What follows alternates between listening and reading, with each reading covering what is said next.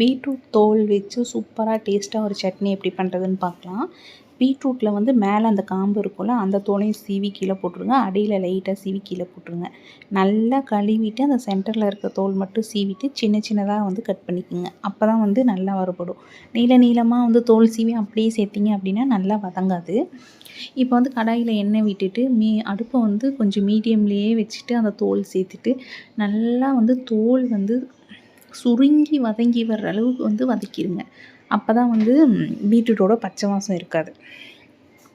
நம்ம எப்படி சேர்த்தோம் இப்போ எந்த அளவுக்கு வந்து சுருங்கிருச்சு பாருங்கள். ஆனால் கருகிடக்கூடாது. மீடியம் ஃப்ளேமில் வச்சுட்டே வதக்கணும். கொஞ்சம் வதங்குறதுக்கு லேட் ஆகும். இப்போ அதே எண்ணெயில் வந்து ஒரு 1/2 ஸ்பூன் அளவுக்கு ஜீரகம் வந்து சேர்த்துக்கோங்க. ஒரு 2-3 பச்சை மிளகாய் வந்து ஃப்ளேவருக்காக. மற்றதெல்லாம் வந்து வரமிளகாய் தான் காரத்துக்கு சேர்க்க போகிறோம். சின்ன வெங்காயம் எடுத்து சேர்த்துக்கிட்டிங்கன்னா நல்லாயிருக்கும். நான் வந்து பெரிய வெங்காயம் 1 வெங்காயம், ஒரே ஒரு தக்காளி வந்து சேர்த்துக்கிட்டேன். ஒரு சின்ன துண்டு அளவுக்கு இஞ்சி, ஒரு கைப்பிடி அளவுக்கு கறிவேப்பிலை சேர்த்துக்கிட்டேன். இப்போ இது எல்லாத்தையும் சேர்த்து கொஞ்சம் நல்லா வதக்குங்க.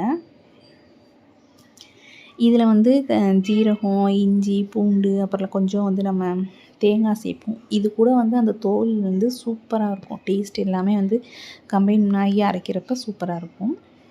இப்போ வரமிளகாய் காரத்துக்கு ஏற்ற மாதிரி சேர்த்துட்டு உப்பு சேர்த்துக்கோங்க.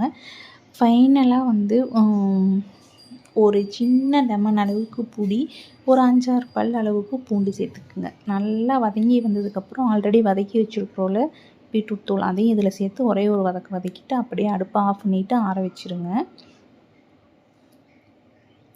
ஒருவேளை உங்களுக்கு தேங்காய் சேர்த்து அரைக்க வேண்டாம்னு தோணுச்சுன்னா இதில் ஒரு கைப்பிடி அளவுக்கு கொத்தமல்லி சேர்த்து அப்படியே அரைச்சிக்கலாம் தேங்காய் சேர்க்காம.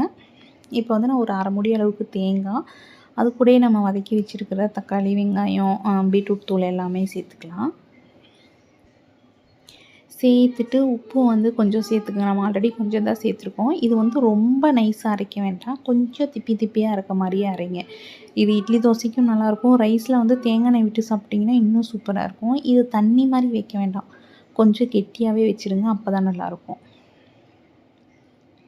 இப்போ வந்து இது நல்லா தாளித்து கொட்டிக்கலாம். தேங்காய் எண்ணெயில் வந்து கடுகு, உளுந்தம்பருப்பு, கொஞ்சம் நெய் நல்லா கருகுனதுக்கப்புறம் வந்து நல்லா கருவேப்பிலை போட்டு நல்லா வந்து பொரிஞ்சு வந்ததுக்கப்புறம் அப்படியே சட்னியில் கொட்டிட்டிங்கன்னா சூப்பராக இருக்கும். கொஞ்சம் கடுகு அதிகமாக போட்டு தாளிங்க. அப்போ நல்லாயிருக்கும்.